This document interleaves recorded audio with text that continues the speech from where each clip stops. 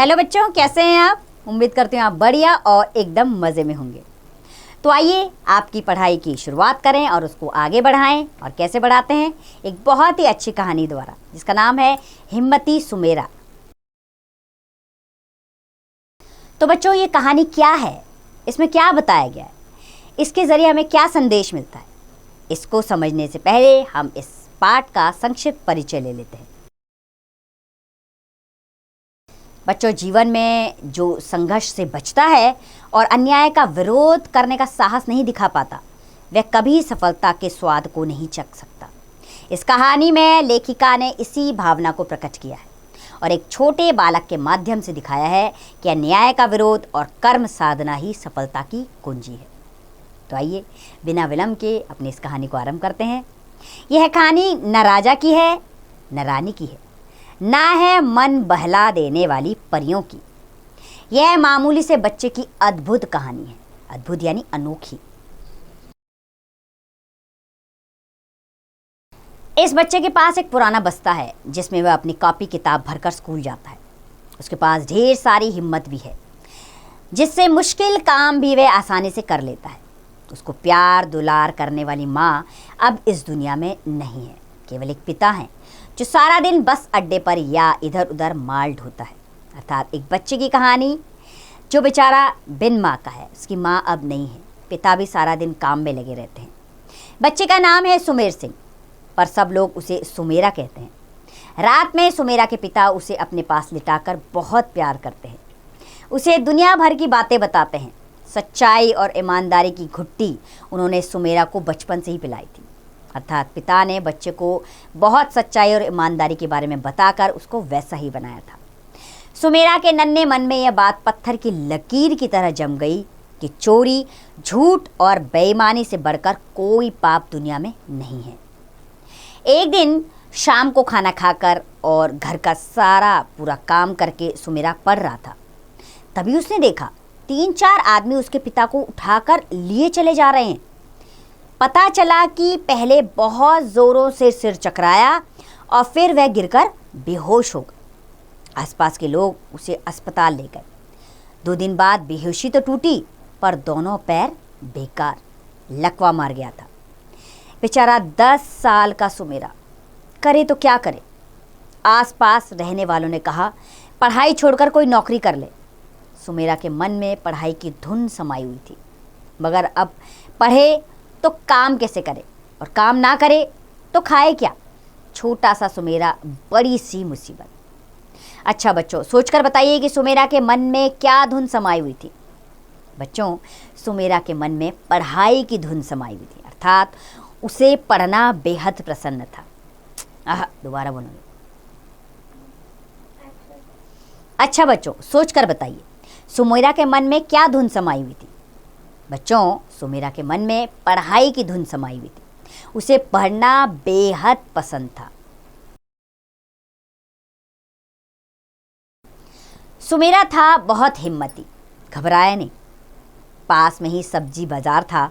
उसने तय किया कि वह बाहर से 5 तक स्कूल जाऊंगा, सवेरे शाम बापू को देखूंगा और बाकी समय में सब्जी या फल कुछ भी बेचूंगा। सुमेरा ने सोच तो लिया, पर सोचने से ही थोड़ी ही काम चलता है। वह फल या सब्जी खरीदने के लिए पैसे कहाँ से लाए? खरीदेगा नहीं तो बेचेगा क्या? किसी से मांगना बेकार है। सभी इतने ही गरीब, अपना ही पेट भर लें तो बड़ी बात है। रात भर सुमेरा सोचता रहा, क्या करे, किससे मांगे। दूसरे दिन स्कूल गया और सीधा मास्टर साहब के सामने खड़ा हो गया।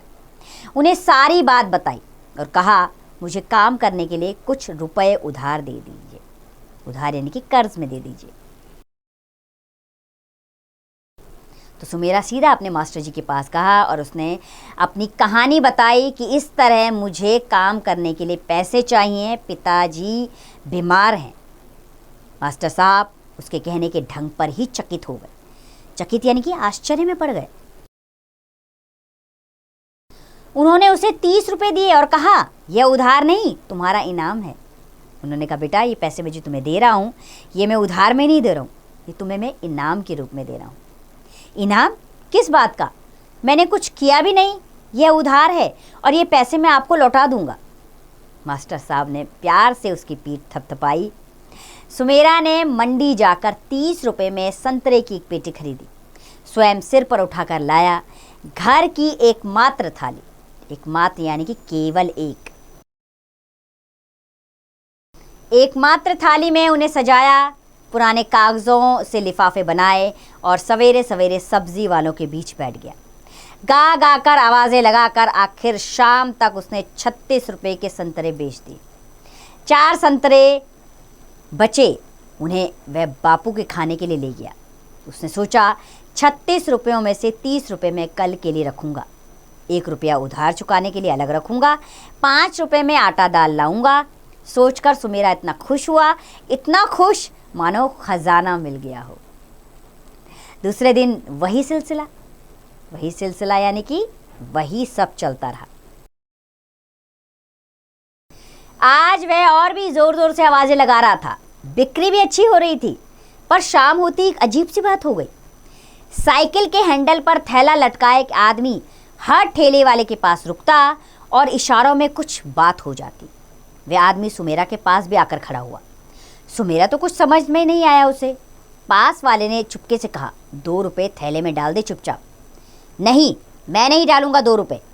2 रुपये दे दूंगा तो हम खाएंगे क्या, और फिर मुफ्त में क्यों दूं 2 रुपये, सुमेरा बोला। साइकिल वाले ने घूरकर सुमेरा को देखा और चला गया। बाद में बगल वाले आदमी ने बताया, वह कमेटी का आदमी है, बिना लाइसेंस के यहाँ बैठकर जो सामान बेचते हैं वे सब 2 रुपये रोज देते हैं। तूने नहीं दिए, अब तेरी मुसीबत आएगी। 2 दिन बाद कमेटी की गाड़ी आई, कुछ लोग भाग गए। सुमेरा जहाँ का तहाँ बैठा रहा। 4-5 लोग गाड़ी से उतरे और उसका सारा सामान उठाकर ले गए। बच्चों, अब सोचकर बताइए, सुमेरा का सामान उठाकर कौन ले गए? बच्चों, सुमेरा का सामान कमेटी वाले उठा के ले गए। रात भर सुमेरा रोता रहा। सबके समझाने पर भी उसकी समझ में नहीं आया कि उसका सामान क्यों छीना गया। उसके पास लाइसेंस नहीं था। लाइसेंस यानी कि काम करने का लाइसेंस होता है, जिसके जरिए आप काम कर सकते हैं। तो लाइसेंस दिलवा दें, उसने कहा, तो लोग मुझे लाइसेंस दिलवा दें। लाइसेंस के पैसे ले लेते। उसका बापू ना बोल सकता था, ना चल सकता था, वह करे तो क्या करे। हिम्मत हारना तो सुमेरा ने सीखा ही ना था। याद आया, छुट्टी के दिन कभी कभी वह भी बापू के साथ बस अड्डे जाता था। रास्ते में राजनिवास पड़ता था। बापू कहते थे, यहाँ दिल्ली के राजा रहते हैं। उसने कई बार कोठी में झांकने की कोशिश की, पर राजा कभी नहीं दिखे। वही अब वह राजा के पास शिकायत करने जाएगा, अपना माल वापस लेगा और उस आदमी को सज़ा दिलवाएगा। सवेरा होते ही वह दौड़ पड़ा, पर पहरेदारों ने उसे अंदर नहीं घुसने दिया। उसने बहुत कहा, मिन्नतें की, मिन्नतें यानी कि फरियाद की। उसकी एक न चली। वह सड़क पर बैठ गया। सोचा, कभी तो राजा बाहर निकलेंगे, तभी अपनी बात सुनाऊंगा। इन पहरेदारों की भी शिकायत करूंगा। 11 बजे के करीब एक बड़ी सी मोटर गाड़ी अंदर से निकली। दोनों पहरेदारों ने सलाम ठोका, अर्थात सलाम किया। जब तक सुमेरा अपनी जगह से उठकर आता, तब तक सर से गाड़ी निकल गई। अब क्या हो, राजा साहब तो चले गए। वह सोच में पड़ गया। फिर सुमेरा सोचने लगा, राजा साहब गए हैं तो लौट कर भी आएंगे। मैं घर नहीं जाऊंगा, आज बापू को भी नहीं देखूंगा। जब तक राजा साहब को अपनी बात नहीं बता देता, यहाँ से हिलूंगा भी नहीं। उसने तय कर लिया था कि जब तक मैं राजा साहब से नहीं मिल लेता, मैं आज घर जाने वाला नहीं हूँ। शाम को दूर से ही वह गाड़ी पहचान गया। दौड़कर बिना डर के दोनों हाथ फैलाकर बीच सड़क में खड़ा हो गया। गाड़ी रोककर ड्राइवर ने उसे फटकारा यानी कि क्रोध भरी वाणी में उसे डांटा। दरवाजे से दरबान दौड़कर उसे खींचने लगे, पर वह छूटकर राजा साहब की खिड़की के पास गया। राजा साहब, मेरी बात सुनिए, मैं सवेरे से खड़ा हूं, आपको मेरी बात सुननी ही पड़ेगी, मेरे साथ न्याय करना ही पड़ेगा। कहते कहते वह सुबकने लगा। सुबकने यानी कि आराम आराम से रोने लगा। पता नहीं सुमेरा के चेहरे पर कुछ था या उसके कहने के ढंग में राजा साहब ने उसे कोठी के अंदर आने को कहा। राजा साहब को शायद उस पर दया आ गई, इसलिए उन्होंने उसे कोठी में आने के लिए कहा। राजा साहब सोफे पर बैठे हुए सुन रहे थे। सुमेरा सामने खड़ा सुना रहा था। एक एक बात उसने बताई, कहीं झूठ नहीं, कहीं डर नहीं। छोटे से बच्चे की इतनी हिम्मत, ऐसा हौसला। राजा साहब तो दंग। प्यार से सुमेरा को अपने पास बुलाया, पीठ थपथपाकर शाबाशी दी, फिर अगले दिन आने के लिए कहकर उसे विदा कर दिया। साथ में दिया 10 रुपए का नोट, जो उसकी हिम्मत के लिए इनाम था। दूसरे दिन सुमेरा ठीक समय पर पहुंच गया। आज पहरेदारों ने उसे रोका नहीं। राजा साहब ने उसे लाइसेंस दिया, साथ में 100 रुपए दिए। सुमेरा ने कहा, मेरा सामान 100 रुपए का नहीं था, वह केवल 30 रुपए का था। बच्चों, आगे बढ़ने से पहले ये बताइए कि राजा साहब ने सुमेरा को 10 का नोट क्यों दिया? तो बच्चों, राजा साहब ने सुमेरा को 10 का नोट इसलिए दिया, ये उसकी शाबाशी का खिताब था, यानी कि उसकी हिम्मत का। जो उसने हिम्मत दिखाई थी राजा साहब को सच बताने की, उसका उसे इनाम मिला था।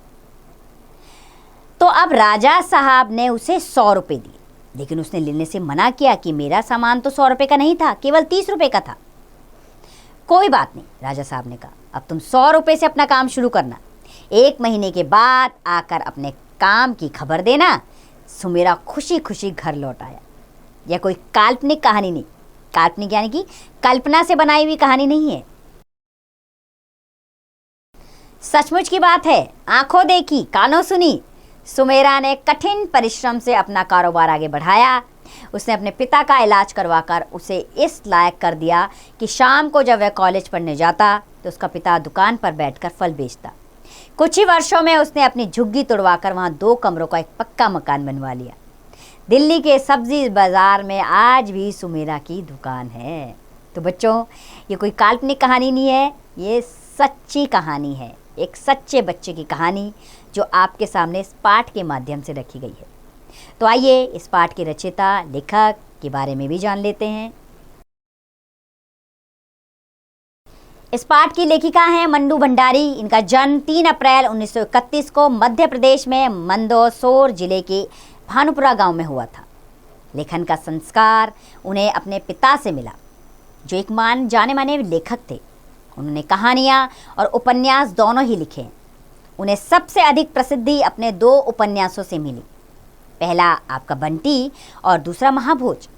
उनकी अन्य प्रकाशित रचनाओं में स्वामी, एक मंच मुस्कान और कलवा, और एक कहानी यह भी, एक प्लेट सैलाब, मैं हार गई, 3 निगाहों की तस्वीर, यही सच है, त्रिशंकु, आंखों देखा झूठ, और कहानी संग्रह है बिना दीवारों का घर, और नाटक आदि प्रमुख हैं।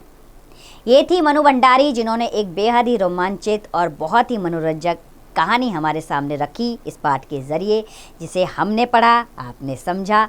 मैं उम्मीद करती हूँ ये कहानी आपको बहुत ही अच्छी लगी होगी। इस कहानी से मिलने वाली सीख को आप समझ गए होंगे कि सच्चाई और ईमानदारी कभी झूठी नहीं होती।